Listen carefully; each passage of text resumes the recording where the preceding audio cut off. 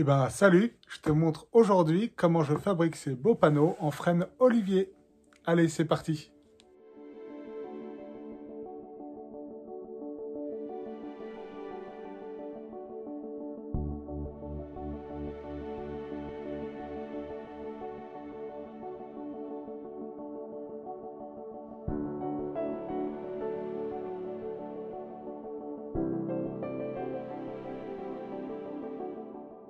Aujourd'hui, on se retrouve pour un projet de bar à vin à Paris. Édouard est l'investigateur de ce super projet.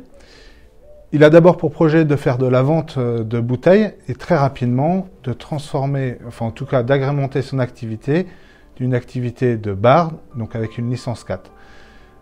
D'où mon travail. Il a besoin d'un comptoir pour servir les clients, pour faire les dégustations. Et donc j'ai fait le choix d'utiliser le frêne olivier pour lui faire son meuble. Et bien maintenant que vous connaissez le projet, on reprend le travail aux machines pour la construction du meuble. Allez, c'est parti!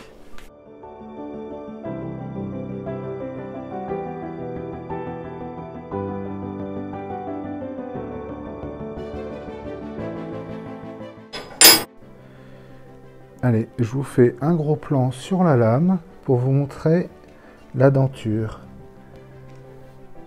Vous voyez, les lames sont trapézoïdales avec ici un côté droit, ici une pointe côté gauche. Tout ça, c'est fait pour évacuer de la manière la plus importante et la plus intensive les copeaux. C'est vraiment une lame de débit.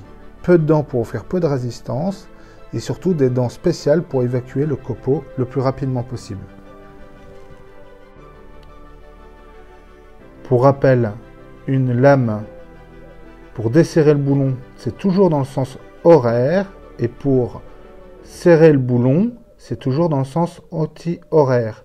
Ce filetage particulier permet de resserrer le boulon au moment du démarrage des machines, parce qu'il y a un coup de bélier évidemment, il y a un à-coup, et cet à-coup va à chaque fois un petit peu resserrer le boulon. C'est pour ça qu'il ne faut jamais trop serrer une machine à bois, que ce soit une lame de scie ou une toupie, on ne serre jamais parce que le moteur va resserrer encore après.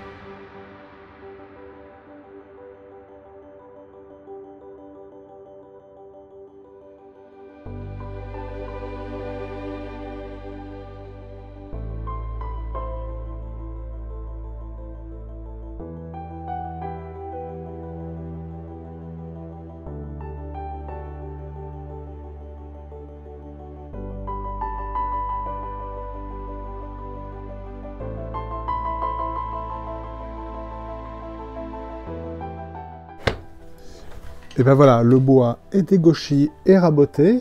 Et maintenant, il va falloir organiser toutes les pièces de bois pour qu'elles soient structurellement stables dans le temps et surtout trouver une esthétique.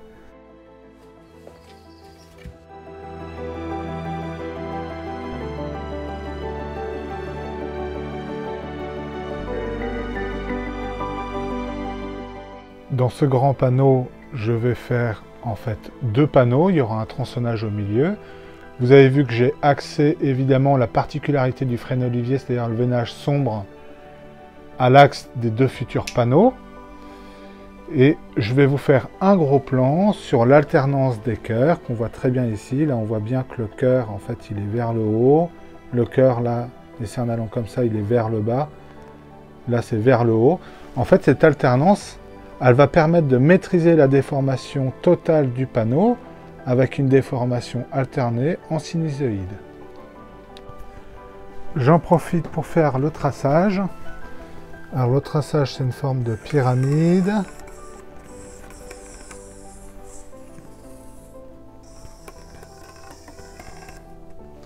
Il y a quelque chose que je n'ai pas précisé, c'est qu'il faut une surcote sur les panneaux. En effet, tous les assemblages qu'on va faire, en l'occurrence du bouffetage autoserrant, ça va nous faire perdre quelques millimètres à chaque assemblage. Du coup, au final, le panneau il ne va pas faire cette taille-là, mais peut-être 10 cm de moins. Donc c'est pour ça qu'on prévoit toujours une surcote pour anticiper en fait les assemblages qui vont prendre quand même pas mal de matière. Pour faire l'assemblage des panneaux, on va utiliser de l'aboutage autoserrant. J'utilise ce porte-outils à pastille carbure. Je vous avais fait une vidéo il y a quelques semaines sur ce porte-outils. Vous pouvez retrouver la vidéo en cliquant sur le lien au-dessus. J'installe ma bague. On serre l'ensemble et on va pouvoir procéder au réglage de l'outil. On va d'abord régler la profondeur. La profondeur se règle avec les guides en les avançant ou les reculant par rapport à l'axe de l'outil. Pour cet outil, il faut que le fond de cette rainure corresponde à l'axe des guides. C'est-à-dire que si je pose le réglé ainsi, il faut que l'arête du réglé touche le fond de cette petite rainure ici. Je vous l'avais montré, l'un des gros avantages de cet outillage, c'est que une fois qu'on a réglé l'axe de l'outil, c'est-à-dire cette arête sur l'axe de nos pièces qui font 30 mm, on peut passer les pièces sur le parement ou sur le contre-parement, ça n'a aucune importance. Donc il faut bien régler cette arête-là à 15 mm, soit la moitié de l'épaisseur de nos pièces. On part toujours un peu plus bas. Et le réglage se fait toujours à la remontée de l'outil pour éviter le jeu. On est pile poil à 15. On va pouvoir faire une pièce d'essai.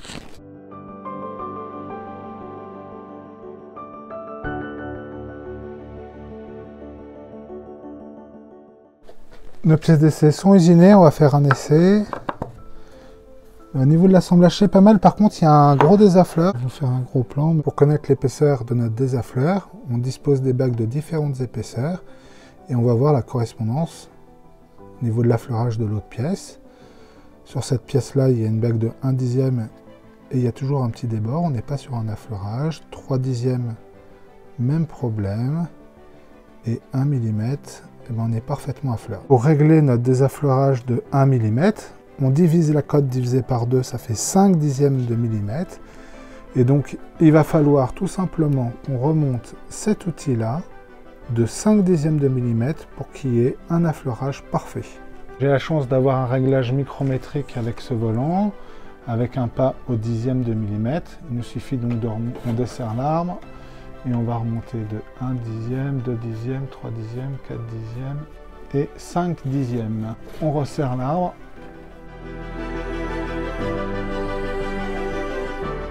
Là, on refait un essai, donc on place. Ah bah là c'est parfait, c'est nickel. Je vous montre, je place l'équerre. Je vais vous faire un gros plan. Et on est vraiment parfait.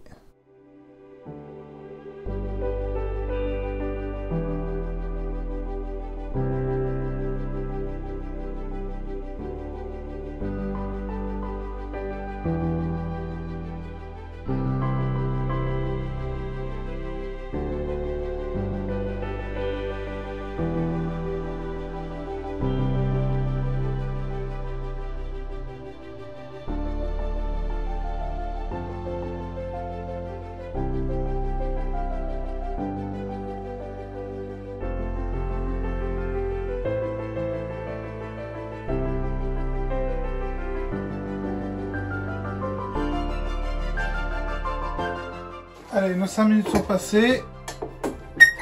On va mettre un petit coup de raclette.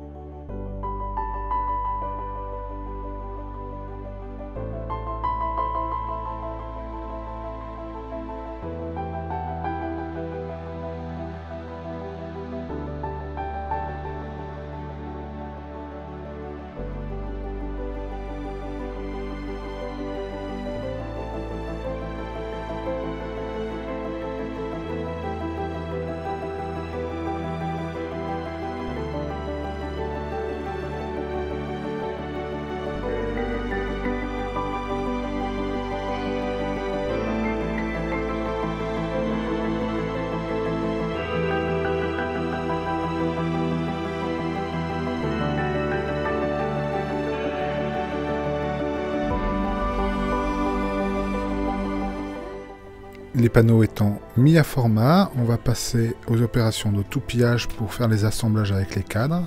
Ce double porte-outil va me permettre de faire la languette sur les panneaux, à les régler pour faire une languette de 10 mm de profondeur et 10 mm d'épaisseur.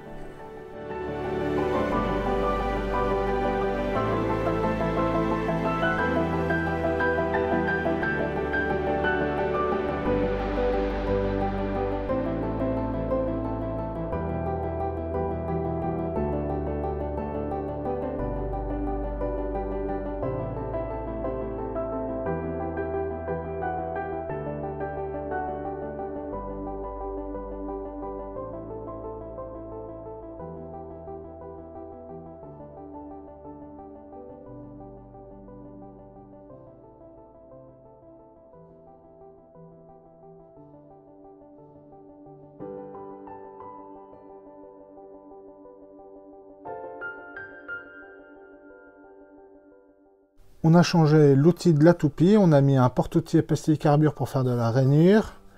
Nous avons fait une pièce d'essai. Et ben ça vient parfaitement s'insérer sur la languette. C'est un assemblage parfait. On va pouvoir procéder au toupillage de toutes les pièces.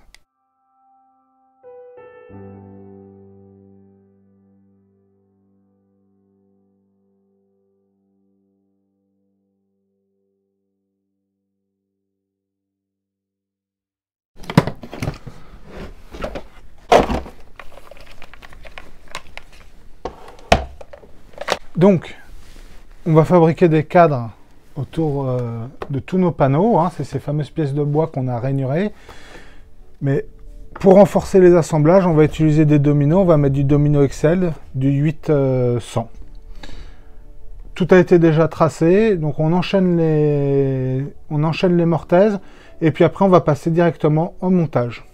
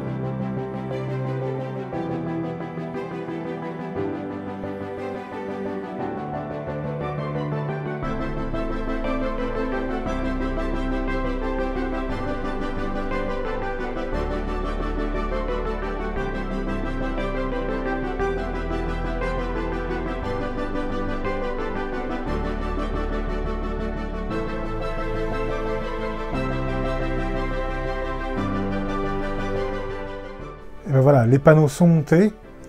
Alors, si évidemment il y a un côté esthétique à avoir ce qu'on appelle un alésage, c'est-à-dire le cadre qu'on a monté.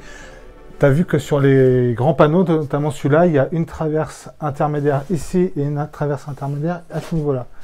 Alors tout ce qui est traverse, évidemment, c'est un cadre qui est fixe, qui a été collé. Mais par contre, les panneaux, les rainures et languettes, vous avez été nombreux à me poser cette question dans pas mal de vidéos. Est-ce qu'on colle une rainure languette? Eh ben non. L'intérêt de la rainure languette, c'est qu'on puisse laisser le panneau travailler, c'est-à-dire qu'en fonction des saisons, en fonction du degré d'hygrométrie, c'est-à-dire d'humidité, le panneau va plus ou moins gonfler ou se rétracter.